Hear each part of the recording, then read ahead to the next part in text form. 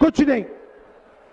लंबे लंबे भाषण होते हैं, नरेंद्र मोदी जी आते हैं, विकास की बात करते हैं और फिर यमुना के सामने स्पेशल तालाब बनाया जाता है, साफ पानी का तालाब नरेंद्र मोदी जी के लिए बनाया जाता है, उसमें नरेंद्र मोदी जी स्नान करेंगे और बाकी देश गंदी यमुना को देखता रह जाएगा।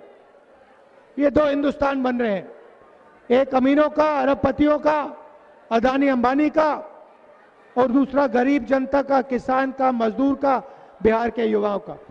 ऐसा बिहार हमें नहीं चाहिए। बिहार जैसे पहले सेंटर हुआ करता था शिक्षा का, वैसे ही एक बार फिर शिक्षा का सेंटर बनना चाहिए।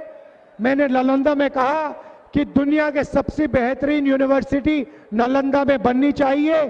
पूरे देश को मालूम होना चाहिए कि बिहार में सबसे बेहतरीन शिक्षा मिल सकती है। हमारी सरकार थी, मनमोहन सिंह जी की सरकार, नालंदा यूनिवर्सिटी हमने चालू की। हमारा विजन था कि पूरी दुनिया में नालंदा यूनिवर्सिटी फिर से दिखाई दे, सुनाई दे उसके बारे में, मगर बीजेपी ने उस काम को खत्म कर दिया। वो नहीं चाहते कि आपको प्रगति मिले। आप देखिए, नोटबंदी की, गलत जीएसटी लागू की, छोटे व्यापारियों को खत्म किया, स्मॉल मीडियम बिजनेसेस को खत्म किया। बिहार में रोजगार कहां से आएगा? बिहार में अदानी अंबानी रोजगार नहीं दे सकते। बिहार में छोटे व्यापारी, स्मॉल और मीडियम बिजनेसेस वाले रोजगार देंगे। और मैं चाहता हूं कि एक ऐसा दिन आए जब टेलीफोन के पीछे मेड इन चाइना ना लिखा हो, मेड इन बिहार लिखा हो। आप ऐसा दिन चाहते हो? चाहते हो ऐसा दिन? नरेंद्र मोदी ये काम नहीं कर सकता, दम ही नहीं है उसमें, डरपोक है। आप देखिए, अमेरिका का राष्ट्रपति कहता है, 50 बार अमेरिका के राष्ट्रपति ने कहा कि नरेंद्र मोदी को मैंने फोन किया और उससे कहा ये ऑपरेशन सिंदूर जो है इसे एकदम बंद करो। और डोनाल्ड ट्रंप कहता है कि 2 दिन में नरेंद्र मोदी डर गया और उसने ऑपरेशन सिंदूर को बंद कर दिया। 50 बार बोला उसने।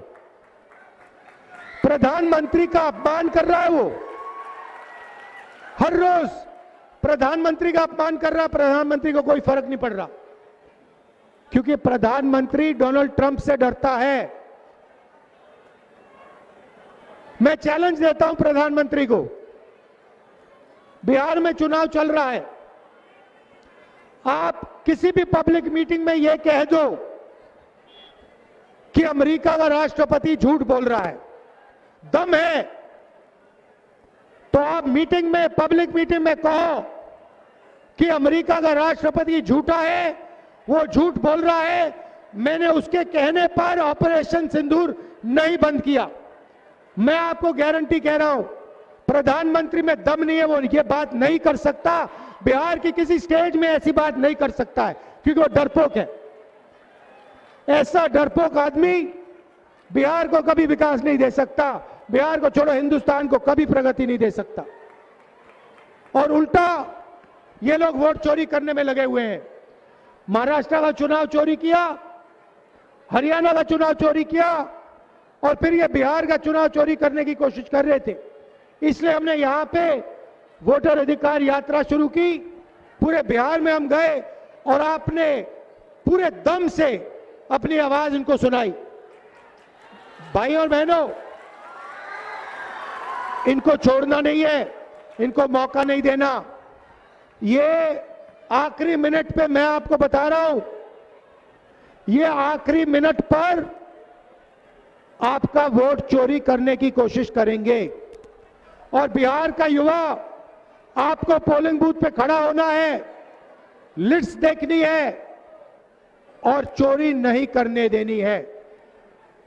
क्योंकि अगर आपने चोरी करने दी तो फिर से ये यहां पे नीतीश जी की 20 साल वाली सरकार बनेगी इसीलिए आपको पूरा दम लगा के वोट चोरी रोकनी है। भाइयों और बहनों, इनका लक्ष्य अदानी और अंबानी को फायदे पहुंचाने का है। इनका लक्ष्य अंबेडकर जी के संविधान को खत्म करने का है।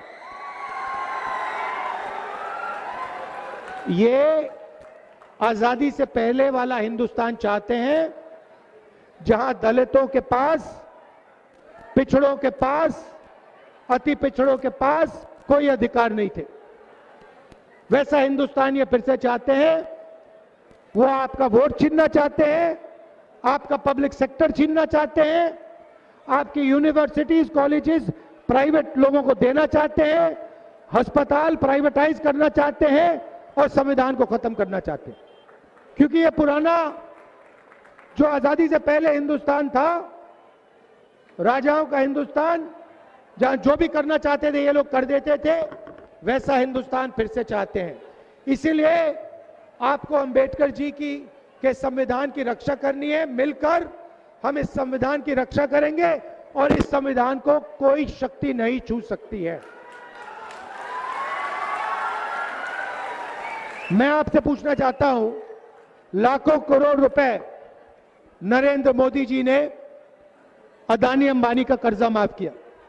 अमित शाह आते हैं और मीटिंग में कहते हैं कि बिहार में उद्योग लगाने के लिए जमीन नहीं है।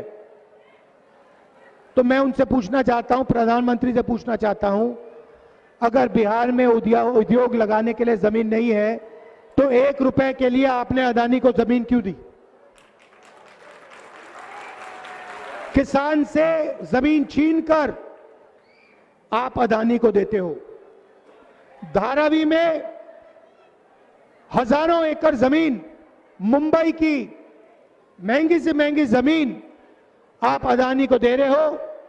धारावी से आप बिहार के लोगों को हटाकर परे कर रहे हो और फिर आप बिहार में आके कहते हो कि बिहार में जमीन नहीं है उद्योग चालू करने के लिए। बिहार में जमीन की कोई कमी नहीं है। आप उद्योग नहीं चालू करना चाहते हो क्योंकि आप चाहते हो कि अदानी और अंबानी चाइना का माल बिहार में बेचे, चाइना का माल हिंदुस्तान में बेचे, चाइना के लोगों को फायदा हो, अदानी अंबानी को फायदा हो और आपकी पार्टी को फायदा हो जो अदानी अंबानी जैसे लोगों के पैसे से चलती है। ये हो रहा है।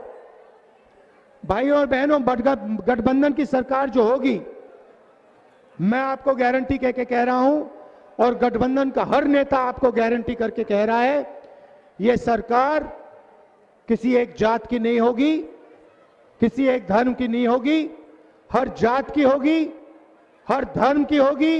बिहार के हर नागरिक की सरकार बनेगी। चाहे अति पिछड़ा वर्ग हो, चाहे पिछड़ा वर्ग हो, दलित वर्ग हो,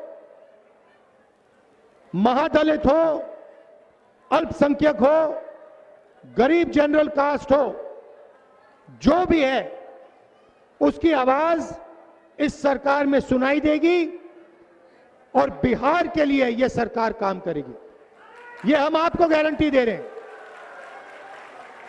तो यह आप मत सोचिए कि यह सबकी सरकार नहीं होगी, यह बिहार के हर नागरिक की सरकार होगी। गारंटी दे रहे हैं हम आपको और इससे बिहार के हर नागरिक का फायदा होगा।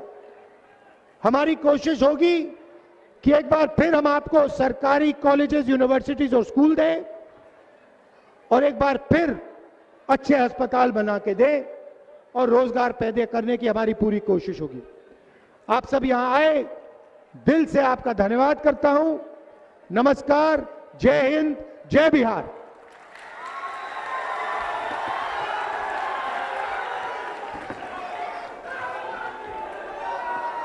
राहुल गांधी,